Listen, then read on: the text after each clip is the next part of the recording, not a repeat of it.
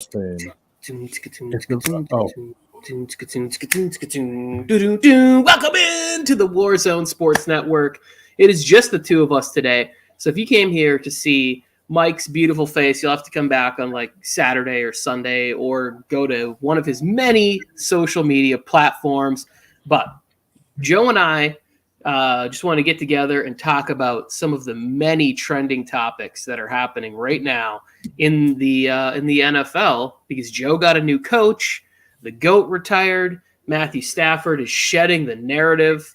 I have an interesting question to pose about Matthew Stafford later in there, but whatever you want to talk about, whatever you have comments on, as you can see, the chat is free, so go on, get over there, hit that subscribe button, like, send it out to a friend, join the conversation, argue with us, and don't be afraid to tell us if we are stupid.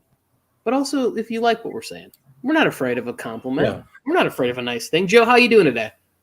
I'm doing good, Tony. I'm doing good.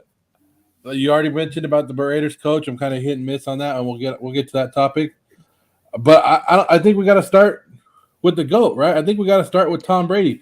And I don't know, you said that you've been taking a little bit of break from social media, which is, I wish I could do it, Tony. I wish I had that, but I can't. I got to wake up and do it. But Tom Brady put out a big old thing, right? Like on, was it Instagram or something, that he's retiring, all this stuff. And he did not thank any Patriots fans.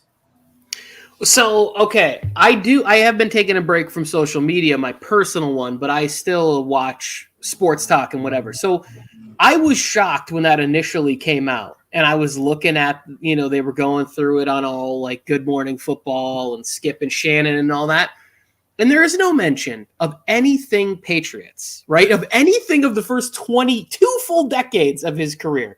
You think he could have at least said, like, I think New England clam chowder, and nothing, no mention of that area. I thought was very interesting, but I also really do believe that there's got to be a bigger ceremony for that. And then later I saw a tweet that Tom Brady thanked the Patriots nation, right? Like he did, because he's smart. He probably saw all the comments on there of people coming on and wondering where it was. Where's our love? We cheered you on, Tommy. And it's like, this man doesn't owe you anything. He gave you 20 years of his life, and he won 6 championships there. Like, he doesn't – if he never mentions you guys again, you shouldn't give a shit. He shouldn't give a shit. He gave you everything. I feel two ways about this, Joe. I'm glad that there's not going to be any more Tom Brady Super Bowls I have to watch, but I'm also kind of sad because I always say this, he's the villain of my version of the NFL. He's like the evil person that I want to be taken down, captured, 007, whatever it takes for him to lose. Like, some of my favorite Super Bowls are when he's taken the L. Now, granted, that hasn't happened as much as I would have liked, but like, I'm going to miss that. And now I almost have to like find ways to dislike Patrick Mahomes, which is also some of my dislike for Joe Burrow has come from there. And I've gone a little too far on the Joe Burrow hate train, and now I have to retract. I have to come back a little bit because the man did make it to the Super Bowl. We'll talk about that later. How are you feeling about Brady's retirement? Well, like you said, one, I feel old as shit now. Oh, yeah. That he's retiring because I was in high school when that Tuck rule happened. That's how long ago it was. He's the last player in the league from when I was a teenager. Like, that's why I feel really old. So they're saying that he's the last player from the 1990s to be drafted, right? Or still playing? Is that what it is? Like, that makes me old. Like, oh, damn. But there was always something about rooting against Tom Brady and making sure that he, like you said, he was the villain of the NFL.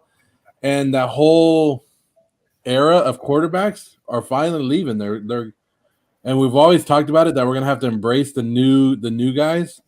And I think this is the final, either the first step or the final step, because we still gotta lose like Aaron Rodgers and like one or two more. Big Ben's leaving, but Tom Brady, I have to respect him, right? I have to give him the respect.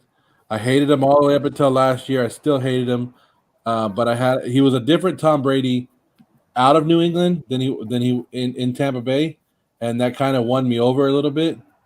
And I'm gonna miss him, but I like you said, there was something about when your team played Tom Brady and your team could knock him off.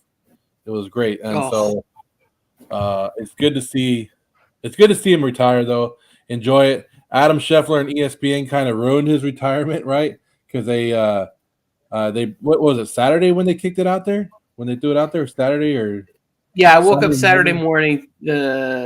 Not woke up, but it was pretty early on in my day when I got a text message and they're like, "Is this real?" I'm like, "Well, first of all, why are you asking me?" But I guess I'm their source for verification. Here's the thing with Brady and everybody being gone, and anybody watching this, put in the chat, are you happy, sad? Do you not even care? Are you young and you're like, whatever, this doesn't really mean anything. But like for me and for football and for Tom Brady, it's like nobody could have ever done any of this. And the way that he did it, his style of quarterback play is like completely outdated. So when I look at the way Tom Brady played quarterback, we got Matt Ryan, who's kind of hanging on, and which actually the NFC South is kind of interesting now because Sean Payton is gone, right? So they're going to be retooling. If Brady's gone for the Bucs, now you got who? Matt Ryan? This is sort of the guy in that NFC South division that has the most experience. The Falcons, they did do some fighting this year, and I think Matt's going to be there for at least one more year until they can get out of this contract. But what I mean is the style of play that he had, it's completely outdated. Like, I don't think there's any more like true pocket passers, except for now we have Mac Jones. How long is that going to last in New England where it's like, and are we going to see more of these guys drafted that have no athletic ability at all? Like, and I don't mean none, but I don't like, it's not a threat. Like nobody ever worried about Tom Brady's ability to gain extra yards. He did have some sweet feet in the pocket though. He could move up. He got those sweet feet. But Randy Pepperton said, I just want to say this. Well, bye to Tom Brady. I don't know if you know that movie. But hey, it was a good run. Was he walking away with 7 damn rings? 7 championships. He went to, I believe, 10 Super Bowls. He played in like 15 or 16 championship games in a 22-year career. He holds every single passing record we could think of. It's crazy to see like how I remember that everybody was always like, when I was real young and I would talk, not real young, but like 18, 19, people will go, oh, Brady's just a game manager. And then he gets Randy Moss and all of a sudden it takes a new, an evolution, that offense and what he could do, and really showed off his arm strength. That one season they were 16-0. I never rooted so hard against them. And I think I bet around $250 on that Super Bowl on the Patriots the first time they lost to the Giants. And I didn't lose it with a smile, but I was pretty drunk and I was pretty happy to be cheering for the Giants and just the fashion in which David Tyree made that catch. It was just insane.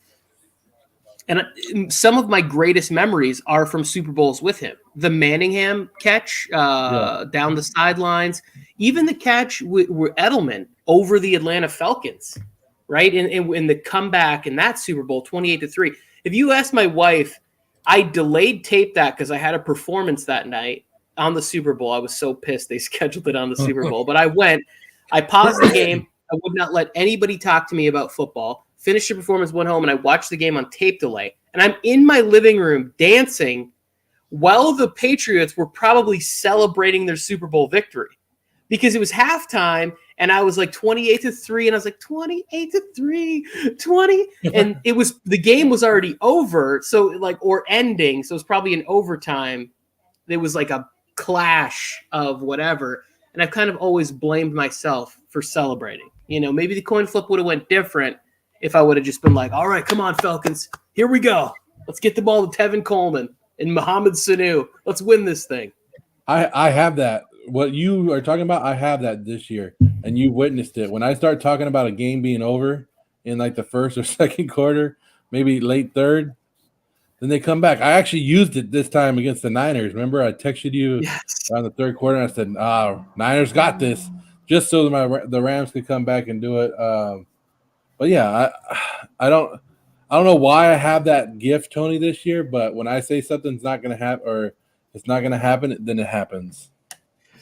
Well, we could have used that. You could have said Brandon Staley is not going to call a timeout right here, and then we would have got to go to Buffalo, and I would have got to see a playoff game for the Chargers. Yeah, it was a bunch of. You know, it's how we always get back to Brandon Staley calling a time. I cannot get the anger out of my system for that guy. I call bullshit though. I do not think the Raiders were actually thinking about running the clock out. I think they were thinking about getting in the field goal range the whole time. Yeah, I mean, we'll never know, but my thing is like there's no need to call a timeout there because the timeout is your enemy. And the idea that you wanted to get your run defense on, that was worse than the NFL all season long, and you wanted to get the right players on there. You dipshit.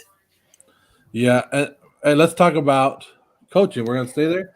The Raiders got a new coach. And we talk about Tom Brady. He was in New England at that time, right? But he was a young buck at that time. And the Raiders' new coach is Josh McDaniels, the offensive coordinator from the New England Patriots. They also hired the general manager, the vice president of player personnel, player director, or whatever, from the New England Patriots as their GM. So they're bringing the New England, what do you call it? Whatever the New connection, England, the brass, persona, whatever, all over tree, whatever. And the first thing and I sent you that video of Mark Davis saying the first thing that Josh McDaniels told him was it was a fumble. It was a fumble. And I text you back immediately that's such a genius introduction, right? Because when I saw some of the reports on TV, it was that there was like mixed reviews and players were very emotionally connected to Bisaccia and whatever else. But like, if you are going to hire a GM, the GM is likely not going to want to tie his first coaching move to removing the interim tag from a special teams coach who never had a head. He's going to want whoever his guy is. So if you target McDaniels, at least then you could say, hey, is there anybody over there in your player personnel, scouting, whatever, who was making all these free agent finds with the Wes Welkers and the Edelmans and, you know, like just finding these guys up the trash heap. Like Adrian Phillips couldn't even get on the field for the Chargers, and he's a Pro Bowler this year. Like, who's the guy that's finding these people, putting him in the right places? I told Mike, I'm upset that everybody in the Chargers division seems to be getting better. That Nathaniel Hackett might bring along Rodgers, because I actually think Josh McDaniels is the perfect coach for you guys. Now, Derek Carr is not Tom Brady, but he's a pretty good quarterback. And if you have somebody that can sort of bring him along and just allow Renfro and Waller to be the generic versions of Gronk and Edelman in that same sort of offense, bring that over and just say like, hey, we're going to get rid of the ball quick. We're going to take what they give us. Like, does this maybe allow Kenyon Drake to be more of that James White role? Like, do they really get him involved in the passing game and stuff like that? Like, I think this is a good hire for you guys offensively. Defensively, you guys need to get some defensive backs, and I think this is where you'll spend your money with guys who can catch the football. Because I have never seen a team of defensive backs drop so many passes that were thrown right to them than the Raiders' defensive backs this year. So I think it's a good hire for you guys. See, I'm a Raider fan, so I'm kind of iffy about it. I'm not saying it's a horrible hire. I'm not going to go out there. I'm usually a guy that backs, no matter who they hire, I back them, right? When they hire Tom Cable, I'm there. I want to see the staff that he puts together. Is he going to be the offense coordinator? Is he going to call some plays, or is he going to hire somebody to do that? Who's going to be our defensive coordinator? I need to know all this. It made it seem good that he said that, you know, they do like Derek Carr because, you know, I like Derek Carr, and I do believe that he's a top 12 quarterback in this league. But in the back of my mind, I still remember that Josh McDaniels is a Patriot. He's a cheater, right? He went to the Broncos, who all people, the Raiders hate the Broncos, right? So there's two teams that the Raiders really hate, the Patriots and the Broncos. And then it still rubs me wrong because even like everybody knew that the Raiders were more likely going to hire Josh Daniels last week on Friday. You know, the rumors came out he's flying to Vegas. He's not flying to Vegas if they're not going to offer him the job, all this stuff. But even up until the press conference, until I saw him sitting next to Mark Davis, I was thinking about what he did to Indianapolis and going, okay, he could pull out of this job at any time. He could pull out of this job and be like that. But I know it's been 10 years, plus or whatever. He's grown, he's older, he's mature now or whatever. He's learned from it, but that still sticks in fans, in the fandom, and even on the, like some of the social media posts I put. Raider fans are really torn on this head coaching hire. See, I've never understood the whole why everybody's bitter about the whole Colts thing, because I get it. If you're a Colts fan, then yes, maybe you want to be upset about it, but the rest of us, like, if we are about to take a job and we don't like it and we leave, like, nobody's mad about it. Like, he just didn't feel like it was a good time, a right fit, or whatever the process was. Like, people leave jobs all the time for however many reasons. Yeah, he may have made a commitment, a verbal commitment, or signed a contract, or whatever it is. Like, I just don't give a shit that he left that job. It's what he's going to do once he's there for your team. I think we've really yet to see any sort of stability from any of, like, the people that were really close to Belichick, like the Charlie Weisses and Romeo Crennels and Bill O'Brien, like, to really have success. I think he's the one that could sort of do it. I think what he was able to do with the offense and with pieces that weren't really that impressive, if Derek Carr, who I think is capable, can understand, like, this is what we're doing. Because from everything I've understood is it's a complex offense that is a lot of before the line of scrimmage stuff. So as long as Derek Carr can get all of that under his belt, I think this is great for you guys, and I think it'll be fine. And to me, there's much more talent here because of Derek Carr than when he went to Denver and tried to do something with Tim Tebow and Kyle Orton and whoever else he had there. Like, it's not the same. He's getting Derek Carr, who we both agree is a top 12 quarterback in the NFL. So it's not like he's starting with nothing. Look how the offense performed with Mac Jones. And so now you're getting Derek Carr. So from everything I read, that he went in and he sold Mark Davis on red zone efficiency, which the Raiders sucked at and have sucked at for a couple of years. And the Patriots were number 7 in it with a rookie quarterback. And he sold them on his love of Derek Carr. Now, Raider players have even come out, Tony, and have been kind of upset about it. But Rick Bisaccia was not the answer, Tony. He's not the answer. He got lucky. He inherited a good roster. And maybe the players played a little bit higher for him. And it makes me feel like maybe the players got away with a lot more with Bisaccia as a coach, and that's why they didn't want to lose it, right? That they didn't have those tough curfews or anything like that, and they were able to manipulate him a little bit more than most coaches. That's what I'm feeling now, because why would players be this upset? This is the Raiders. It's not like it's the first time. This is like Derek Carr's third or fourth coach. It's not like the first time they've switched coaches. Why are they so mad about this one? I don't understand it. I don't know either, but this whole Bisaccia thing is funny because, and this is what's great about the internet and the rumors and everything that goes on, is that they won a couple games and it was like, oh, they love Bisaccia. The Raiders want to play so hard for this guy or whatever. Then they start losing games and it's like there's internal struggle in the locker room and there's, player-only meetings, and they don't like how Bisaccia is calling veterans into their office and talking smack to them or whatever. And then they start winning. Bisaccia, he's rallying the troops. It's like, which is it? Do you like the guy or do you not like the guy? And I think that, like, he was kind of like there for a very traumatic experience for them. So I don't know. What up, Peggy? Coach Flores is a rat. I don't know. I don't know if you saw the news today that Brian Flores is suing the NFL. And it's not Coach Flores, Kevin. This is not Coach Flores. So there's news coming out that Coach Brian Flores is suing the NFL and it's like the Giants, the Broncos, for racism in the coaching job, for basically passing them up. What happened was Bill Belichick sent a text message to Brian Flores, and he thought he was and he was telling him that he heard the Giants were picking up Brian Dable. Well, that was 2 or 3 days before Brian Flores was scheduled to meet with the Giants. And so Belichick was already telling him, like, hey, the Giants are picking up Dable. Like, that's the coach.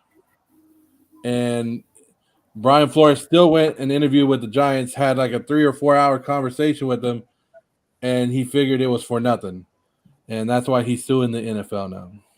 So this is part of the issue with affirmative action, right? Which is basically what the Rooney Rule is. Yeah. If you're Coach Flores, you don't want to just be like, well, we got to interview a minority candidate and we wanted to make it look legit, so we're going to bring in a coach. In my estimation, anybody who gets Brian Flores is a huge winner, because I think this guy is a great football coach. What he was able to do with Miami, Piggy, plug your ears, Dolphins suck. I think the Dolphins are going to be really bad next year. I don't know who's taking that job, but I don't know why the guy is gone, because he doesn't like Tua. Like, did the Dolphins already hire their guy? Did the Dolphins? No, it said the Dolphins were high on Brian Dable, but they let him go to the Giants. And then the front runner for the Dolphins job is what's his name? Mike McDonald, the San Francisco offense coordinator. All right, good luck with good luck with Adam Gase 2.0 down there. So I think it'll be fine if back. I think that Brian Flores will be fine. There'll be whatever goes on, but he should get a job. I'd like to see another guy that I thought should have gotten a job was Raheem Morris, right? Like, I thought he did a good job in Atlanta in the interim. They didn't keep him around, whatever it was. He's done a good job. The whole thing is weird with Eric Bieniemy, because everybody loves him and he's his candidate or whatever. But to me, it's like when I see him at a microphone and I see him on the sidelines, he doesn't seem like a guy that I want head coaching my team. Brian Flores is not that. I would love to have Brian Flores be the coach of the Chargers, but everybody knows how I feel about Brandon Staley right now. We're at an impasse in our relationship. So, that was the next question I was going to ask you, Tony. Do you think he's going to get blackballed for this? I don't think he'll get blackballed because he's too good of a coach, and somebody will put him on as a defensive coordinator, because he is a good leader, right? Like, he, to me, comes to the microphone and he speaks with conviction, and you feel like you're going to win, even when you're not that good. Snake, what's up? I don't think he gets blackballed at all. I think Brian Flores did an excellent job. Tua is one of the worst quarterbacks in the league. And have you seen all the players come out and say that he's wasting their career as a quarterback? But Brian Flores, I think it's a bad move that he's doing it, that he's suing the NFL. Not even that's the rumor, or that's what's coming out. I think it's a bad move because there's still so many vacant jobs out there that he could get. I think he would be perfect for the Texans.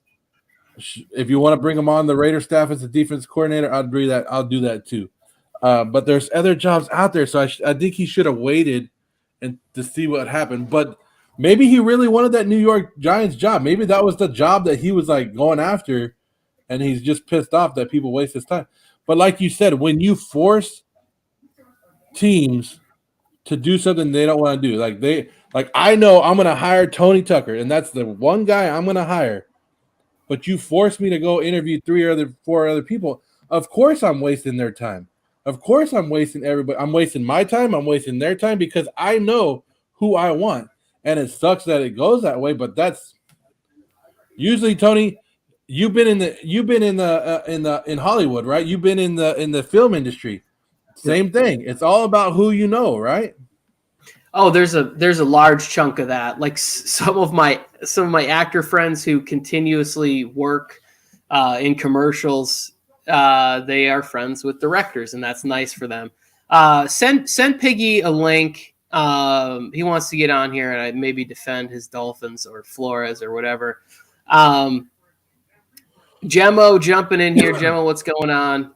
Hope you're doing well. Happy New Year to you. We already talked about this, but I think the Raiders hire is a good one for many reasons. Here's the last thing on Flores that I'll say. The Texans' job to me is still open. That is such a messed up, chaotic organization. Why wouldn't they hire a guy who's in the midst of suing the NFL just to add to the multiple layers of dysfunction going on in that org? You bring in David Culley, the guy does a good job, and then you give him the boot. Like Brian Flores, though, does seem like a decent coach for the Texans in a way that they need help, and if they can get Watson out of hot water, all of a sudden that's a very formidable combination, offensive, defensively, to have there. And I think Watson wanted to go to Miami because of Flores. So now if the Texans are like, hey, Watson, will you stop all the bickering and play if the league will let you play if we hire Flores?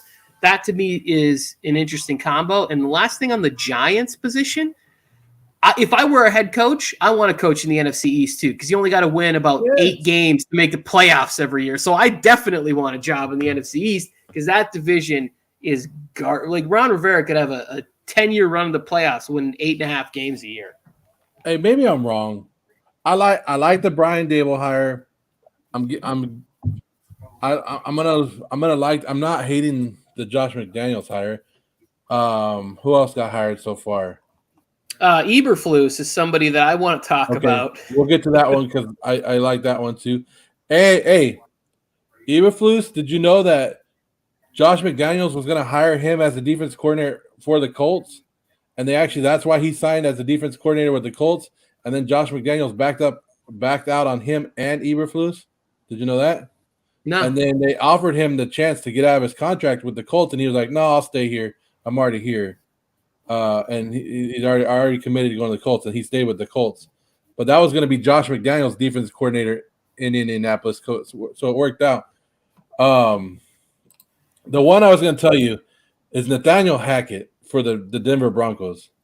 That's the one I'm not sold on right now. Well, I think it's Nathaniel Hackett's in a good spot if Aaron Rodgers comes with him, right? Because it's all about this league isn't complicated. Do you have a quarterback that can bail you out or not? Because we're going to get to see whether or not LaFleur can coach. He had 3 straight 13-winning seasons. Now, is the majority of that a bad division times Aaron Rodgers? Probably. Can he coach up Jordan Love or whoever they bring in? That's what we're going to find out. This is why I've kind of come around to, and I will not call Shanahan a genius, but I'll come around to the idea that the guy is one hell of a football coach, because if you can keep winning with Jimmy G, who constantly overthrows wide receivers, underthrows wide receivers, and makes poor decisions and is a little gun shy, then yes, you are a very good football coach if you can continually win games and that be your circumstance. Eberflus, this is my favorite thing, is when coaches, they come up to the microphone and they're like, what's your policy? And they're like, I go by a hit standard.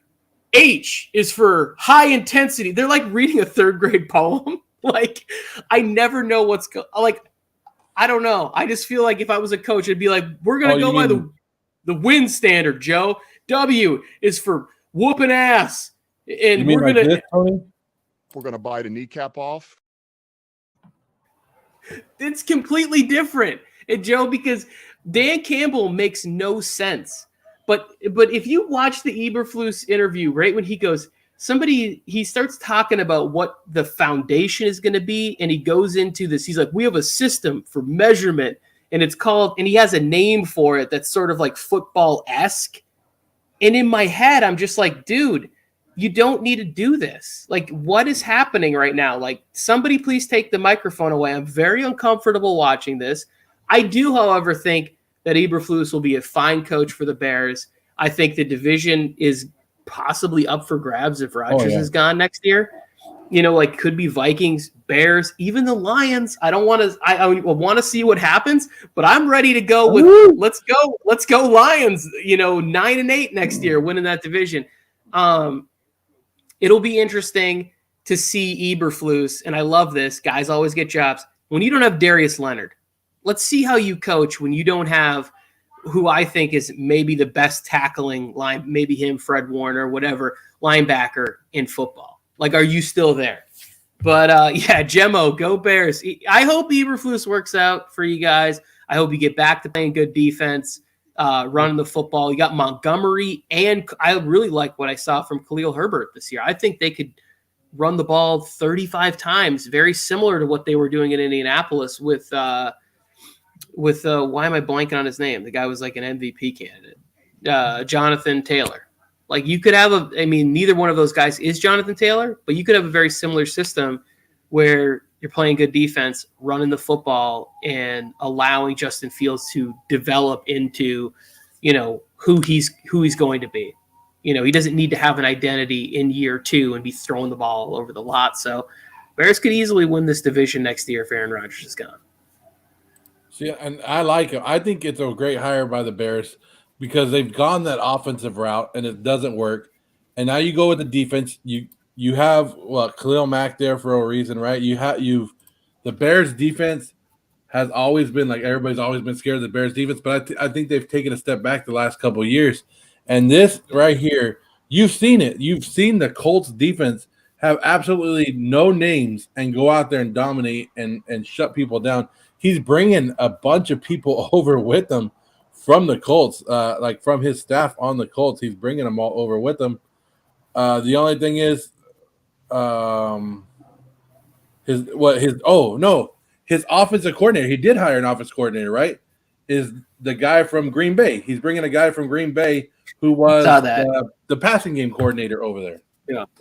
So he's bringing a guy he's bringing a guy in, the offensive coordinator who knows that division, and he's not. Hopefully, he lets Justin Fields do his thing. But I think you get the defense going, and you let. The best thing is that if you could have a good defense that can shut the opponent down and let your rookie quarterback learn, and second year now, let him learn. It's going to be a great team. And like you said, that division could be up for grabs now. See, what I think is if whoever the offensive coordinator is, if he works well with Justin Fields is my favorite quarterback from this draft class, right? It was him and Trevor Lawrence. And I just think that the start that Lawrence got off to is really unfortunate to have that big of a mess, because also who wants the Jacksonville job for any other reason than, I'm going to get Trevor Lawrence. But you really didn't get to see any promise from him this year because that was an extremely dysfunctional situation that Urban Meyer allowed to take place there. But for the Bears, you bring in a defensive coach, that's going to be the best friend to a young quarterback. You can hopefully be able to keep the games low scoring, and maybe, get a home playoff game. If you can win the division, allow him to have his first experience in the playoffs in right there in the Monsters of the Midway, get back to, a new Brian Urlacher. Let's get another prematurely bald linebacker like Singletary. These guys out there that are having to go full Jason Statham with their haircuts. Yeah. Go ahead. I don't know. For some reason, Tony, let me see if I have it. Oh, I just broke something. But I've always everybody always talks about how they have a second team or something like that, right? Everybody knows my passion for the Raiders. But Chicago Bears. I did not know this about you. I did not. Is it the deep dish that stole your heart or what?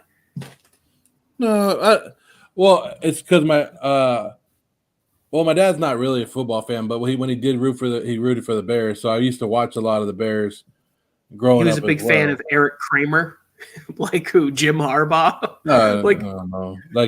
If I asked my dad to name one player off the Bears, he couldn't do it. But yeah, Curtis Conway had 7 catches and a buck. But remember, I told you that my favorite. Okay, so I always liked 2 players growing up. Well, they're not my favorite players, but my favorite running backs to watch were Curtis Martin and Matt Forte. Matt Forte was a badass. So I think that's what drew me towards the Bears a little bit more as well. Yeah, I like Matt Forte was always such a great player, so versatile, had that sort of Marshall Faulk ability. Like you didn't know how he was going to beat you, but you knew he was going to beat you. And Curtis Martin too, extremely underrated. I believe he's in the. If he's not in the Hall of Fame, he should be in the Hall of Fame. Curtis Martin was really great for two different organizations. Anybody knows Matt Forte? Tell him to come on. And I would love to talk to him. Eberflus feels like the Brandon Staley hire. This is the Snake Sports Talk. This breaks my heart because I really want to like Brandon Staley. He says all the right things at the microphone. I just don't like him. He just seems too arrogant. Are the Cowboys getting worse or better next year? I think they get better. I think your problem is Mike McCarthy. I think he's a roadblock to success. But I mean, I don't know how they get worse. I think it'll be interesting because I saw something about Amari Cooper. Like, could they do a salary dump with Cooper and get him off the roster and whatever? And I was like, I think they need to do some salary dumps with some of them because Mike, if you go back and look at he has an interesting TikTok about how Dak isn't even the most overpaid player on his team. You're looking at contracts to D-Law and Zeke and Amari. Like they're paying a lot of people a lot of money who aren't producing. So they got to do something to the roster, but I'm not exactly sure what it is. I think Dak just needs to take the next step into getting out of the gate faster. Whenever I watch Cowboys in big games, they always seem to fall behind by a couple touchdowns or a couple scores. It's not like they're losing leads late. It's always on Dak to put some miraculous comeback together. And they need to find a way to start faster. But I hope you guys go 0-17. Congratulations, Phil. Okay. And here's the thing. We might lose some. Okay, here's the thing about the Cowboys. It's like when you look at their roster, you know there's certain bad spots and good things. And did they overperform just a little bit this year? Yes. Did they benefit from being in a horrible division? Yes. But and I know that we've said the salary cap is a myth, Tony, right? Like if you want something, they could get it. But looking at it already, the Cowboys are in the third worst shape of any team this year. They're $21 million over the salary cap already. They have big free agents. You have your owner calling out your star wide receiver in the offseason already. This is not going to be a great offseason for the Dallas Cowboys. I think they have to do something with Zeke. I don't know if they can get rid of Zeke. I can pull up his contract right now and see. But I think they have to get rid of some of these guys and change the way that they want to operate because they won't have the money to do it. And that Dak Prescott contract kicks in. Woo! So Zeke right now is going to make $14 million next year, Tony. Yeah, I think I don't know how all the contractual stuff works, how they can pay out bonuses or just like how they can reconfigure money, right? These experts, they'll make it work somehow. I think Zeke sticks around. I think Zeke really likes being a Cowboy, and I think that him and Dak really are genuinely close. I don't think that what we saw in Hard Knocks last year was just for the cameras. I think they came in together, and they're genuinely good friends. The problem is you're paying him that much money, and Tony Pollard is the move back. Like, he's the more explosive. He can still get it done in the passing game. So how do you justify paying him all that money when you want to give the other guy the more reps there? Yes, Jason Thomas, you guys got your cheater in Las Vegas, Sin City. Perfect. Can't wait for you guys to be recording Justin Herbert. You're like, how does he do that? How does he throw the ball 70 yards and drop it into a bucket? Because you can't stop it, no matter how you do it. Amari Cooper's gone. I just looked up Amari Cooper. If they cut Amari Cooper, they save $16 million. So there was a date where if they cut him before a certain date, they save even more money. And I think they're going to have to start talking to some players about like, hey, restructure. How do we figure this out? How bad do you want to be a Cowboy? How bad do you want to be a free agent? If I was any of those guys, if I was DeMarcus Lawrence, Zeke, or Amari, who's all making a bunch of money, I'd be like, no, I'm not restructuring anything because pay me or cut me or whatever. I'll go somewhere else and I'll get paid a bunch of money, because all of those guys, Zeke won't make a bunch of money, but a pass rusher, DeMarcus Lawrence, Chargers have some extra money. I'd sign DeMarcus Lawrence to put him on the other side of Joey Bosa in a heartbeat. And I think there's a lot of teams that would go out there and pay some money for that guy. Although he has not put up good numbers, but if he could be the second pass rusher instead of the first. Felke, here's the good news.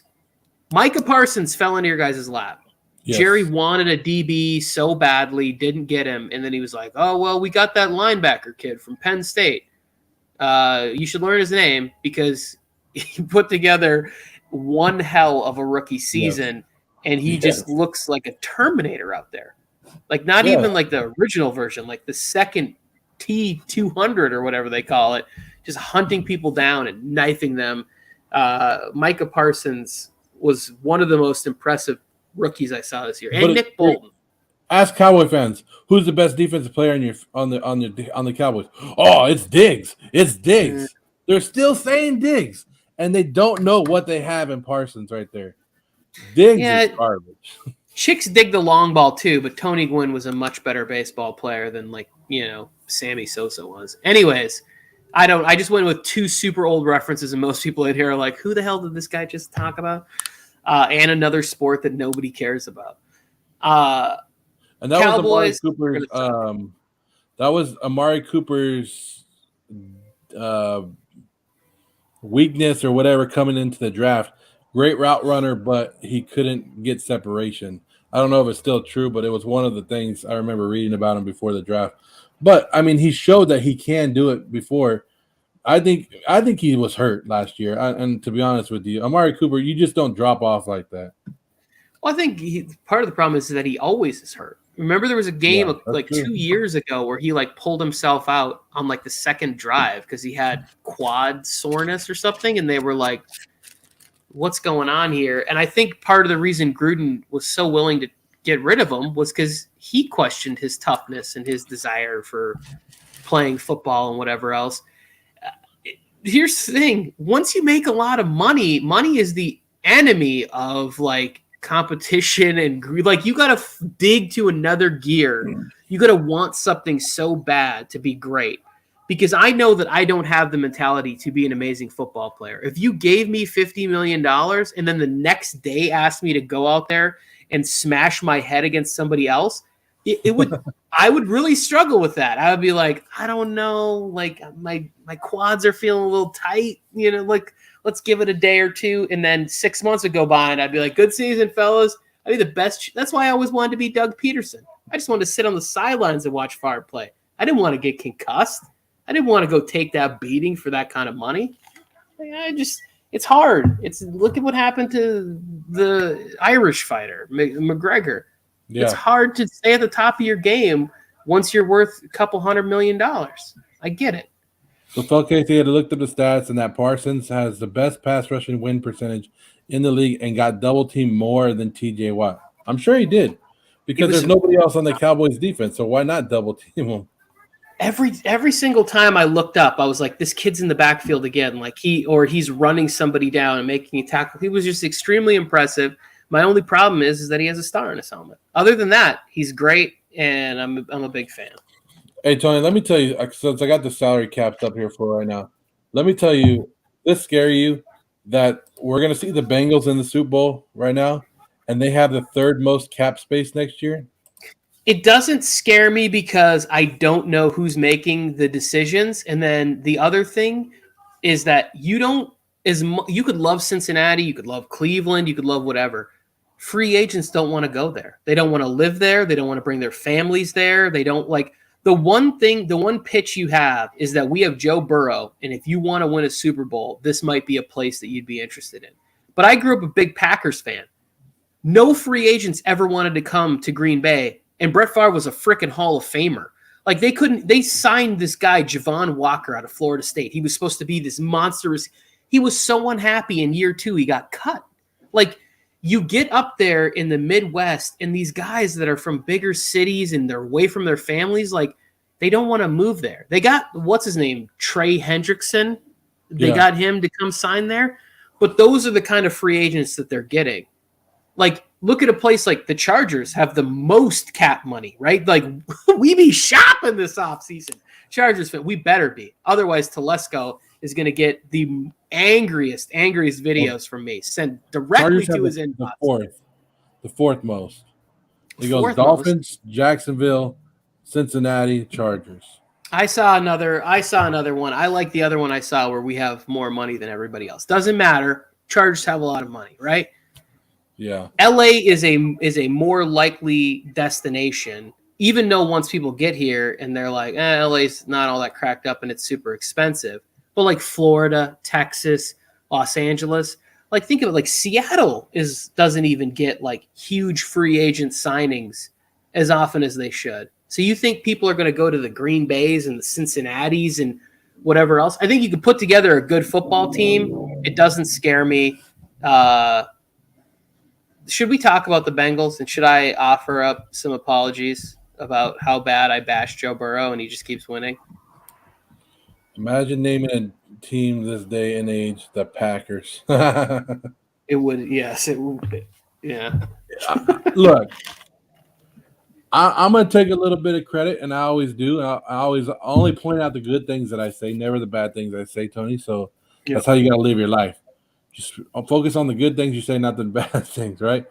I picked the Bengals in our playoff preview show to represent the AFC.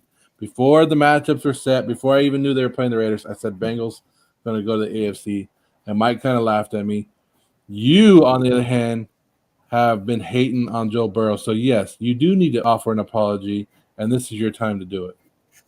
Yeah, I've said some crazy shit. I said, like, if the Bengals win the Super Bowl, I wouldn't watch football next year. Now that's ridiculous. We all know that's not going to happen. I'm definitely going to watch football. It is my favorite sport. But I don't love hyperbole. When somebody does something great, we automatically crown them. We make them the greatest thing ever. And I will say that I don't have a hatred, like a natural hatred for Joe Burrow, but I hate on him because he's in the same draft as Justin Herbert. And then I compare the two of them, and I want to be able to win arguments. And if Joe Burrow is already playing in a Super Bowl in his second year, and if he manages to win this Super Bowl, it crushes my arguments until my guy wins a Super Bowl, in which, in fact, he will win a Super Bowl. We will all be talking about the Chargers in a Super Bowl very soon. But until that day happens, I only can go on what I have. This has been an incredible run. I think that to be down like that on the road in Arrowhead was extremely impressive, the way he was able to just sort of stay with it. And he did what Mahomes was not willing to do, which was sort of take what the defense would give him. Like, that's the touchdown that he got to Samaje Perine. That first touchdown right there before, it was like, oh, we can get a screen pass and we can see what happens. Beat the pressure, little dump off, let my playmakers do the best, use their best abilities. He did that even with Tyler Boyd and whatever else in there. What is Felke saying? I hear Tony say Herbert is better than Burrow. I'm going to be disappointed. He is. Let's stop it. Please. Look. Talent-wise, arm strength and all that, Herbert's probably better. But Joe Burrow has something about him that this year you can't deny it. He's carrying his teammates. He's doing his thing. Until Justin Herbert, like you said, and I'm not knocking Justin Herbert because I like Justin Herbert, but until he gets on the level, now, like you said, they were always going to be put together. Number 1 overall, number 3 overall, number 4 overall. What was Justin Herbert? 6-1. 6-1. Same draft. So they're always going to be put together. Right, they're always going to be compared to each other, and it's funny because nobody talks about Tua. Those two are always going to be put together, and a Super Bowl in your second year, the first number 1 overall pick to lead his team to a Super Bowl in year 2. And think about it, Tony. Joe Burrow didn't even play all of last year. He didn't even play all of last year. He's doing this. He's leading the Bengals back. He led the Bengals to the Super Bowl 1 year removed from an ACL injury. Yeah, all around, it's crazy impressive. Even to just do it for the Bengals, like an organization that is like, this is what people wanted for Baker Mayfield when he ended up in Cleveland. But Joe Burrow's actually getting it done in Cincinnati, right? It was like a franchise that has not won since like televisions were black and white. And, like we're finally going to see this amazing thing happen. But now the Bengals are going to be there in the big game. And we'll talk about Super Bowl predictions and talk all that time. Later on down the road, Joe Burrow's been more impressive than I would like him to be. And I never thought that the guy was bad, right? I got a couple text messages saying, why are you talking shit? You think Joe Burrow's bad? No, I don't think Joe Burrow's bad. I don't. And I thought that he should have went number one because it made perfect sense. He's from the area. He wanted to play at Ohio State. Like it works out. It's great. Get your guy, whatever it is. Basically what I'm saying is I'm going to make a smooth transition from hating Tom Brady for so long and just move it on over. And just now Joe Burrow can be my villain. Joe Burrow and Patrick Mahomes will take turns taking unsubstantiated dislike from, this sports fan right here. And I'm fine with it. And sometimes I'm going to be wrong. And if he's really good, I'll be wrong a lot because I will always cheer for him to lose or to come up short. Look at this, Tony. Let me show you something real quick. This is his knee, Tony. This happened a year ago. Yeah. And this dude's playing in the Super Bowl. It's fantastic. I don't know what you want me to say. I mean, like, you have a major surgery like that. I was even a proponent of saying, like, I wouldn't even have, if I was the GM, I probably wouldn't even have started him to start the year because I didn't even think the Bengals had a chance to make the playoffs, let alone be in the Super Bowl. And I was like, You're going to put him out there behind that offensive line and he's just going to get wrecked? Why would you even risk your future like that? Like, I was in that camp, and then he comes out and the Bengals are winning. And this is the wonderful thing about the NFL is you not only need to be good, but then you also need to get breaks to go in your favor, right? Like things need to happen. Like health needs to go your way, and then balls need to bounce your way on Sunday because you only get one shot in every single game. Or one shot at I can't find the right way that I want to say this, but it's the thing that we love about football, right? Yeah. Is any team on any given Sunday, all that sort of BS that goes with it. And everything sort of bounced their way correctly. The Ravens being banged up, the Steelers being their quarterback being on the last leg, and the Browns just continuing to be dysfunctional at quarterback or whatever it is. Like it's a good mixture of everything going in their fashion. Now, an organization that we've not seen do this back to back to back years, although I did hear a good take, I forget who it was from, it might have been Skip, who said something about imagine if Marvin Lewis had Joe Burrow instead of Andy Dalton and all the other QBs that he had. That would have been kind of scary because Marvin Lewis, those defenses were always well coached and always good. And it was just like Andy always kind of came up short as to where Burrow will come on the winning end more often than the losing end, which I do think is true. I think Joe Burrow getting to a Super Bowl puts more pressure on Lamar Jackson. It almost nullifies Baker Mayfield being back, so they're starting over again. And now it's like, what are the Steelers going to do? So yeah, it'll be interesting what goes on there. Oh, go ahead. Go ahead. No, you go. I like Joe Burrow, and I'm good. I don't care about the Joe Burrow talk because I like how Joe Burrow's confident, and I've always told you that I like confident players that do that stuff like that.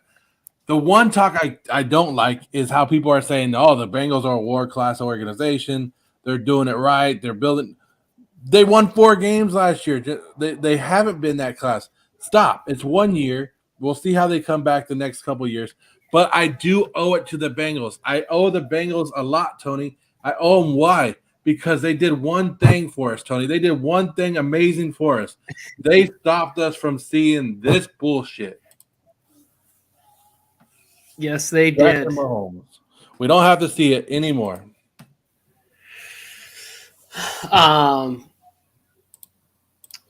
Yeah, I love Joe Young Sagittarius rule. What is this? I don't know. I don't get that one.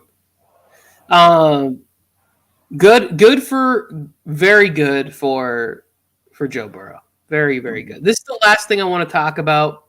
And I don't know what else you want to get into, but I was sitting around thinking about Don't this. even have an indoor practice fully. Yeah, and that's everything I've read about him. Bogart is that they have the worst facilities of everybody in the league. Hey, I did see AJ Green today make fun of himself, where he's sitting on the couch and he goes, "Maybe I should have just stayed with the Bengals," and he's just like all sad and stuff like that. But and think about it, AJ Green went his whole career with the Bengals. The 1 year he leaves, they go to the damn Super Bowl. Well, yeah, that's another thing that I have written down in my Rams notes somewhere is the Andrew Whitworth, the irony of him leaving and then, putting together like a great borderline Hall of Fame career, and then he's got to get, he's got to play against his team. What is this? I'm surprised they even brought in Trey Anderson last in free agency. Yeah, not only normally do they not spend, but good players don't want to go there. That's like another. It was not this curse was long before him. Green curse. When are we bringing Bogart on? When's the next time we bring him on? I don't know. You coordinate that, and then if I'm not free, then you have Bogart on the mic. But I want to pose this question to anybody's out there because I've been thinking a lot about this. Matthew Stafford wins a Super Bowl.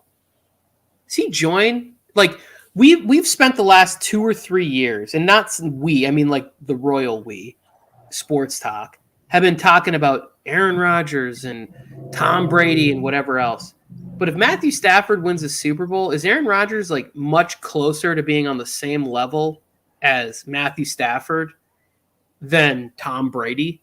Like if he gets a Super Bowl win and you look at the numbers, I know the win percentage won't be there or the interception to touchdown ratio or whatever you want to break down. But like, does Matthew Stafford start to enter a conversation with that guy for his era as opposed to Tom Brady? Like, could you? I guess would you call somebody crazy who came out and said Matthew Stafford was just as good as Aaron Rodgers was during his time? If they both end up in the same place in the Super Bowl column. Like, let's say he puts together some 12, 13 win seasons, 3 or 4 of them with the Rams and plays in a couple Super Bowls and wins one of them. Would you be okay with him being mentioned in the same breath as Aaron Rodgers? Yeah. It's a tough one, Tony, because you got to – I mean, when you think of Aaron Rodgers, you're thinking of what the whole team did and how far they went, the playoff runs, everything like that. If you hold on, let me see what Bogart said. Matthew Stafford. If you add a Super Bowl ring to his name, he will be in the conversation of all the guys. Only have one. Aaron Rodgers has Super Bowl titles, a couple league MVPs. And he's not talking that 70s Bush either. He's talking like a newer, more, And that's the thing is everything else that Aaron Rodgers has to go along with it. But ask yourself, would Matthew Stafford, if he wasn't on the Lions all those years, where would he be? You know what I mean? And that's where I'm kind of iffy about it right now. Yeah, I think the MVPs is the only thing that separates in a conversation. But I think that also has to do with team coaching. Like, it's more on, like, to me, MVP is a team award. Like, I always look around and I'm like, oh, what team supported they didn't allow their quarterback to be the most sacked guy in the NFL. Like, they didn't, they had a run game that in an offensive line that was there. They had a defense that turned the ball over and gave their quarterback short fields to be able to put up great numbers. Like, MVP really is like the best team, and then they just give it to the quarterback. So I'm trying to pull it up right now. That's this year. Yeah, Matthew Stafford is like the fastest to 50,000. He's the fastest of this, that, and whatever. But he's also played in a passing league on a team that was trash and able to put up a lot of numbers in garbage time. Like, there's all those arguments to it. I'm just saying that, like, how quickly a narrative could change if Matthew Stafford is, because last year we talked about the Hall of Fame. When I went on and I said Julian Edelman's a Hall of Famer, two of the guys brought up AJ Green. I said AJ Green has a couple good years in Arizona. He could make the Hall of Fame. Everybody said, Tony, you're an idiot. No, whatever. AJ Green has a good year this year. And then I heard people debating whether or not AJ Green could make it to the Hall of Fame with a Super Bowl with Arizona. And I was like, oh, well, that's funny. I said Matthew Stafford was going to make it to the Hall of Fame.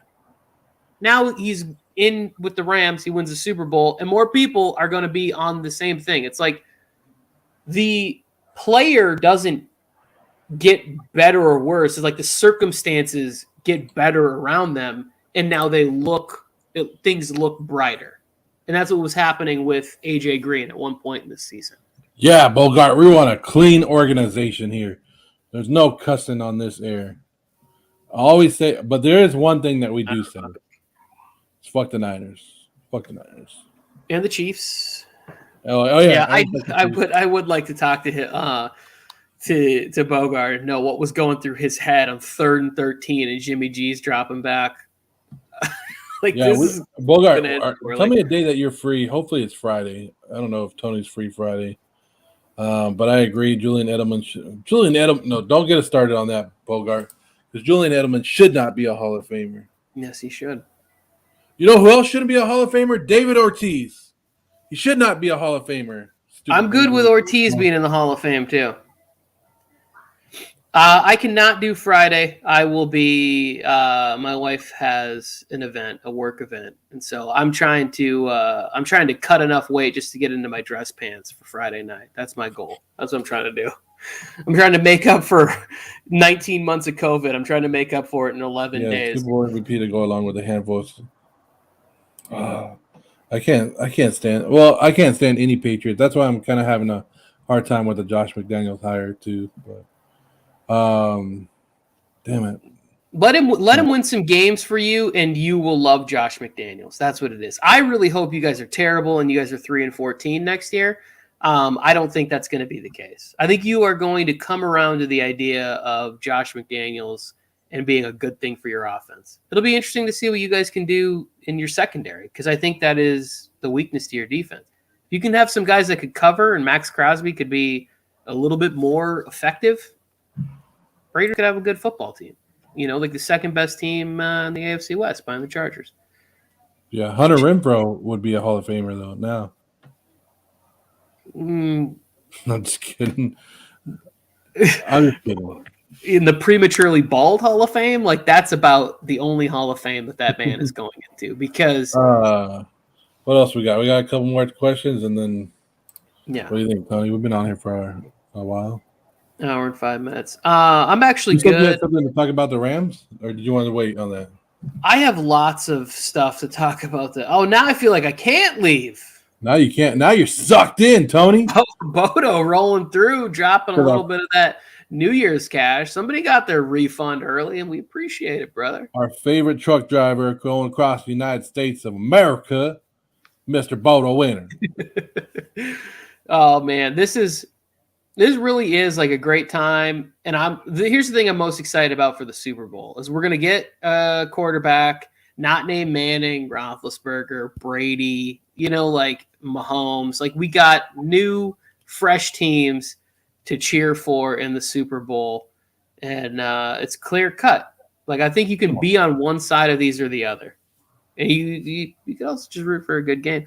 Bodo, who do you want to win the Super Bowl? In case I don't talk to you. Down goes Patriots. Down goes Tampa Bay. Plus or minus 2 different cities. Read his next comment. I know. I already said like this, Tony. I'm not. I'll put it on if you don't. This is funny. Plus or minus. Well, I think try this on for size. The North Dakota Raiders. They've never had they got some good football up there, right? Or how about like Nebraska Raiders. Like I think Nebraska Well, or we've done a lot of Oklahoma. talking about the Raiders when your team doesn't even have their own stadium.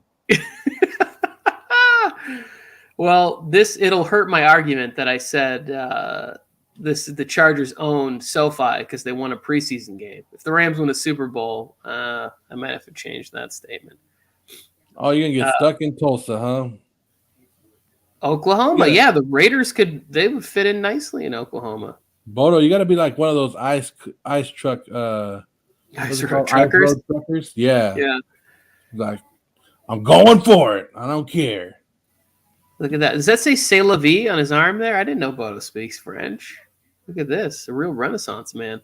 Hunter Renfrow is the youngest 50-year-old face having football player in the game.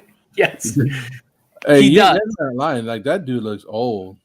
He looks like the teacher that I would see at a reunion, and I'd be like, "Oh man, Mr. Renfrow, how you been? You know, like I miss playing dodgeball in gym class." And he'd be telling me how they can't play dodgeball anymore because it's offensive to kids with allergies and sports allergies, whatever the excuses are they're using.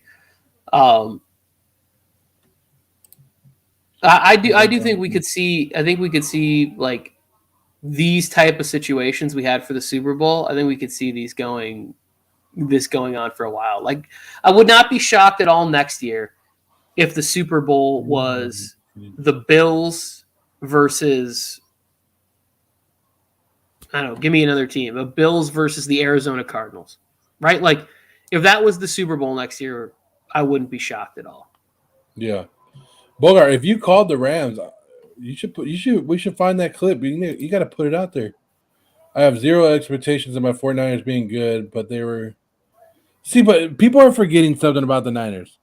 They were a good team last year, just hit by injuries. 2 years ago, they were in the Super Bowl.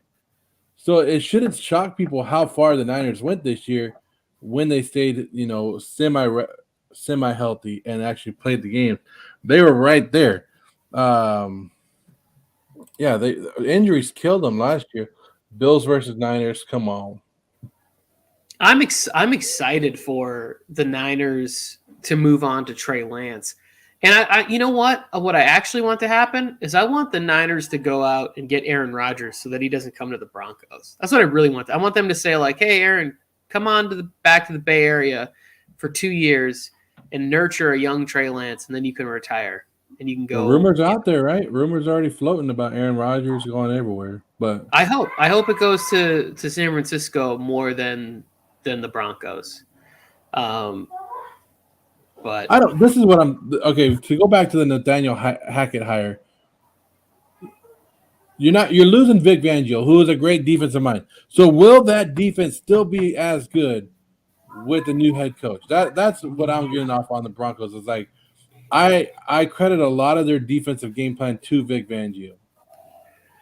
I think that the defense has a lot of talent on it. So as long as you bring in a good coordinator, I think that the defense will be fine. There's a lot of talent. Bradley Chubb, and they just drafted Surtain. I'm not sure who they're going to be losing.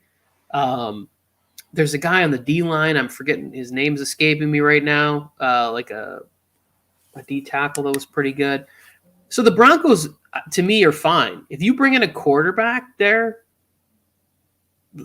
Sutton, Judy, get back Patrick, Hamler, like there's talent. Noah Fant's a good tight end, and Javonte Williams at running back. Like that's a good football team next year playing in a fourth place schedule. Like they're going to get a game, possibly against like the Lions or I don't know, the Washington football team with Matt Corral at quarterback. Like they're going to get some Jacksonville Jaguars. They're going to get some cupcakes on their schedule. Bodo, that's how the Green Bay Packers are. So Jordan Love's going to come in. He's going to win a Super Bowl, and then 14 years from now, we'll be talking about how he didn't win another one. That's just how the Packers operate. Love us to come full circle with Aaron Rodgers. So as a 49er fan, he would love Aaron Rodgers to finally come back. Well, that's because I think he's talking full circle that draft, right? Like it was Aaron Rodgers or Alex Smith, and then they went the Alex Smith route, and it didn't quite pan out for him. And this is the biggest thing. how much do you give up for Aaron Rodgers? Well, I think if you're the 49ers, they've already given up. They don't have any first-round picks for the next 2 years, I think, at least, because of the Lance deal. So, like, you're going to have to be given some talent. Maybe they give Jaqueski Pop-Tart. I don't know what other. Woodson won that Super Bowl for them. Charles Woodson won that Super Bowl. Charles Woodson. I think Wasn't he he did. out? Didn't he get hurt? Did he break his collarbone in the first half Yeah. of that football game? I just want to say, I agree, Joe. Not sure if the defensive scheme will be the same unless they bring in someone that runs a similar scheme. Yeah, that was my thing. Is that I'm like, okay, yeah, you bring in Rodgers, but how good is that defense going to be? I don't know. Maybe it's just me hating on the Broncos as much as I can because that's what I'm going to do. I don't know. I think they'll be. I think the Broncos will still have a solid defense, but every team is going to look so different based on free agency because there's a lot. If you go and look, I forget the website that I looked at, but you can look at all of the teams and all the free agents. There is a ton of talent on all these teams, and there's a lot of money out there, and then there's bonus money that's out there because of inflation or whatever. It's going to be interesting to see who spends and who does what and who goes for it. And, you know, maybe the Bengals are aggressive and maybe they overpay and say, hey, let's build on this. Let's build on having Joe Burrow on a rookie contract and give some ridiculous deals to people because they got rookie contract for T. Higgins. They got rookie contract for Jamar Chase, Joe Burrow. Like maybe they have to pay Mixon now or maybe they've already paid him. Who knows? But they got they could overspend, bring some people there. Paul Brown, they could play outside like real Charlie Brown situation. Yeah, you have no first-round picks. No first-round picks. The Rams and the Niners have no first-round picks.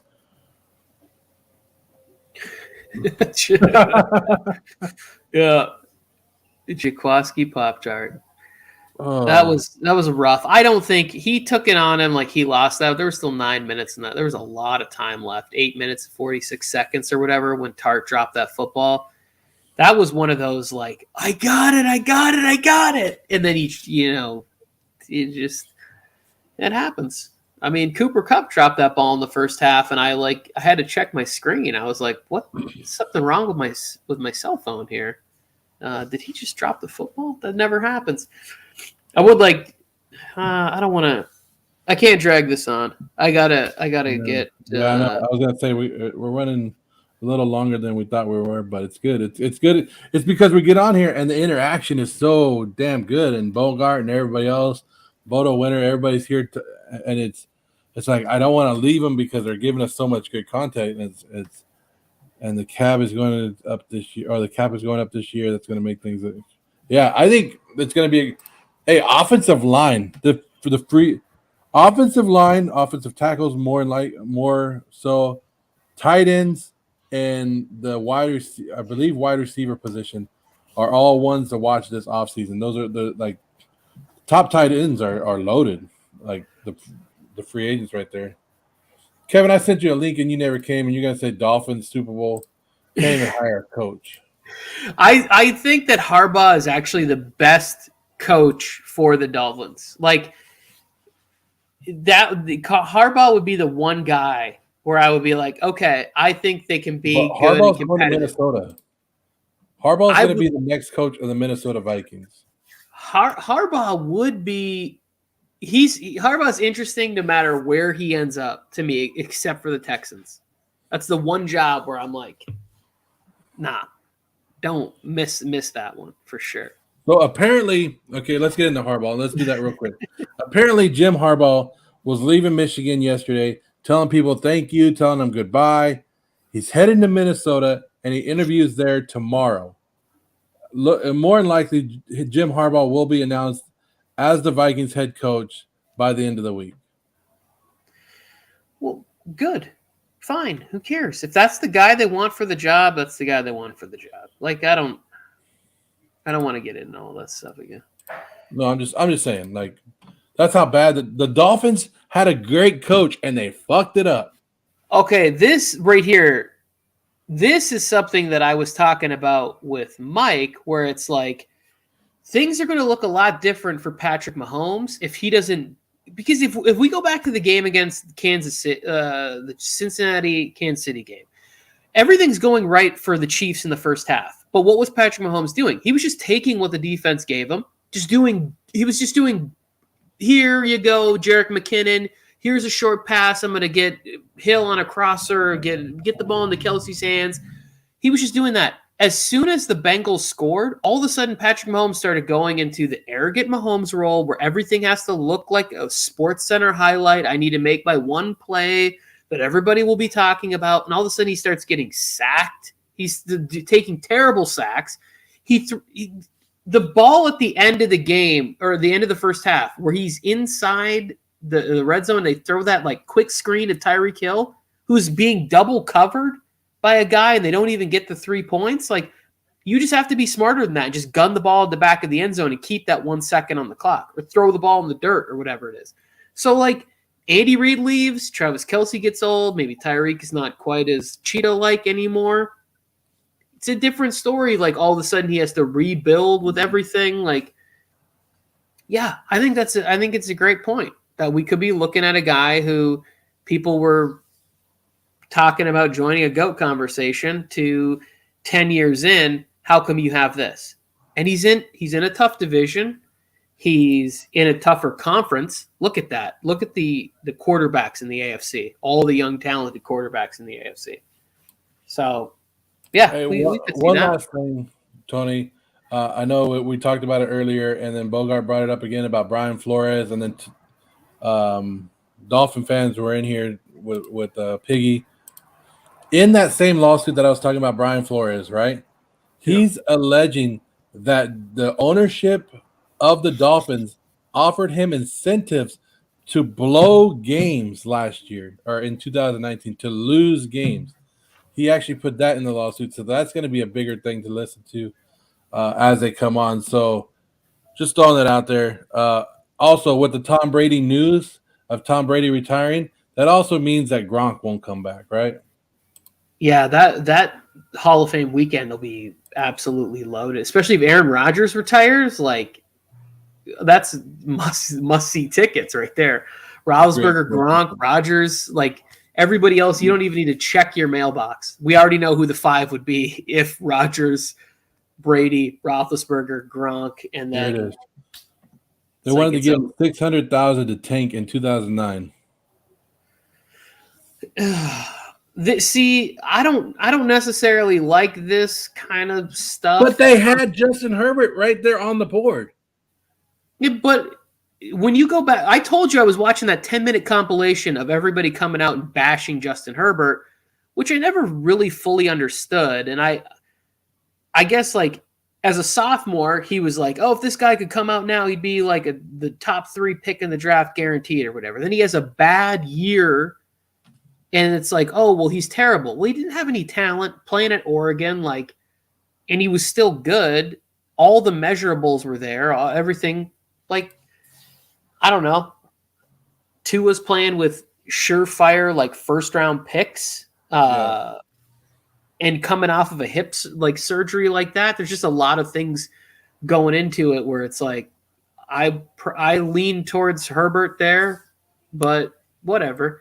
I don't want to make a Herbert Tua thing. We get because you'll lose. Piggy. Herbert, We get Piggy. Burrow over Herbert, Tua over Herbert. I don't know. We got to end it pretty damn soon. Hey, Fix. Sorry for your pain, but the best thing happened for you. We're gonna get to see Trey Lance. That's what's gonna happen. Although maybe if you'd have got to the Super Bowl, you could have gotten a little bit more for Jimmy G. But I think everybody was set on drafting Tua, and Tua is not the answer. Anyways, listen to the show, Tony. Let's what do you want to end it on? I don't know. Whatever you want. Let's see. We got Arnold. We got my boy Arnold getting ready to cheer the Chargers to Super Bowl next year. I can bring it up if you ain't got it. Go Chargers, go! You want to end it on? That's what you want to end it on. Yep. Anyways, we appreciate everybody that tuned in today. Great stuff. I'm going to try to come back on Friday. We're going to try to get Bogart on here. We need to work it out somehow. maybe on Saturday. I don't know when we're going to do our Super Bowl picks, but we'll get that going next week. And anytime we try to hop on and do anything, anytime we're free. So, hey, look out for our stuff. Hit that like button, hit that subscribe button. Anything else, Tony? No. Afix, Matthew Stafford. I know you are young, but you need to cheer for Matthew Stafford. Just because he beat you? Come on, honorary Bengals fan for the next 2 weeks. Yeah, Be on with you. it's hard to talk about either one of these quarterbacks, but all right. Hey, and just remember this. I picked the Bengals to win. Oh, my gosh. Loser. Loser.